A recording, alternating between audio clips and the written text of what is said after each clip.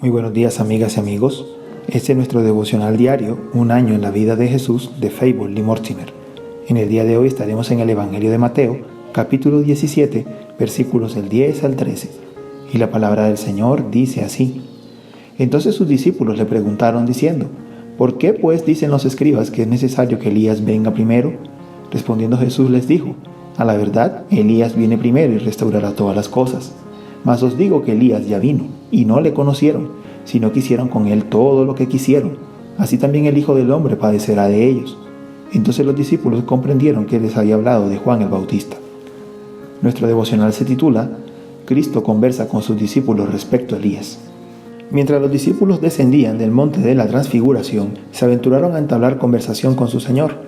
Conocían también la condescendencia de su Maestro, que incluso le hicieron una pregunta difícil sobre un tema que los dejó perplejos. Era esta: ¿por qué dicen los escribas que es necesario que Elías venga primero? Es decir, antes que el Mesías. Sus pensamientos naturalmente se posaron en esa maravillosa escena que acababan de contemplar. Habían visto al profeta Elías. Recordaron haber oído a sus escribas o maestros declarar que Dios enviaría a Elías antes de su gran y terrible día. Tampoco los escribas habían equivocado en esta declaración, pues está contenida en el último capítulo del Antiguo Testamento, en Malaquías 4. Sin embargo, la aparición de Elías en el monte no fue el cumplimiento real de esa profecía. Nuestro Señor mismo explicó este difícil tema y declaró que Juan el Bautista había sido profetizado bajo el nombre de Elías. Es evidente que esta explicación sorprendió a los discípulos. Quizás nunca habían escuchado que el ángel había dicho a Zacarías, el padre de Juan el Bautista, que él vendría en el espíritu y poder de Elías. Había un gran parecido entre estos dos profetas. Sus caracteres, sus oficios, sus hábitos, sus aflicciones eran similares. Pero en un punto la diferencia entre ellos fue sorprendente: su manera de salir del mundo. Elías ascendió como un vencedor en un carro de fuego. Juan fue ejecutado como un criminal en una prisión. Pero en este punto en el que Juan difiere de Elías, disfrutó de mucho mayor honor que lo asemeja a su divino Señor. El Salvador, después de aludir al trato que había recibido Juan, añadió: así también el Hijo del Hombre padecerá por ellos. Los discípulos no estaban dispuestos a creer que su maestro sufriría.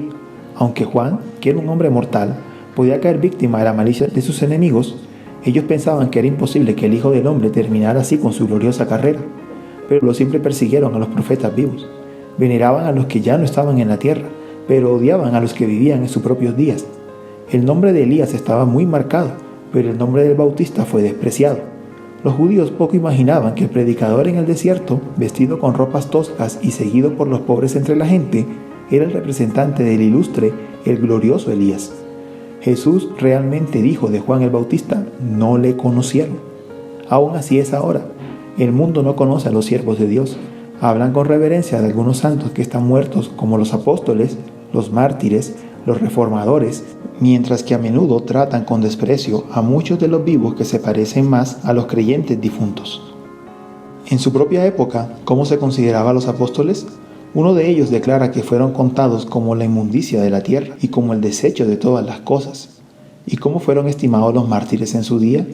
Cuando Bennett, quien sufrió impávido, ardía en la hoguera cerca de Exeter, en el reinado de Enrique VIII, los hombres y mujeres que estaban alrededor corrieron con la presteza de los demonios para recoger un palo o un manojo de aulagas para que cada uno pudiera participar en la muerte de quien consideraban un hereje vil.